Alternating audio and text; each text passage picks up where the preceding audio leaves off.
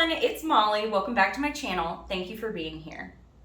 I am going to take you back a little bit to a piece that I made when I was here with Olga Soby when she was in my studio. We made a beautiful blowout as a yellow background base, and we made it as a diptych. And I had some of those leftover paints, and I wanted to see what it would look like as a different composition. So same colors, same concept, but a different layout of the colors and a different way to blow created an entirely different feel and design. And I thought that is really interesting. So check out this video, and then at the end of the video, I will show you the two side by side. It's not for a comparison of which one to like better, but just to appreciate the fact that just small changes in your art practice can really change the entire feel of a painting that you make. So let's paint.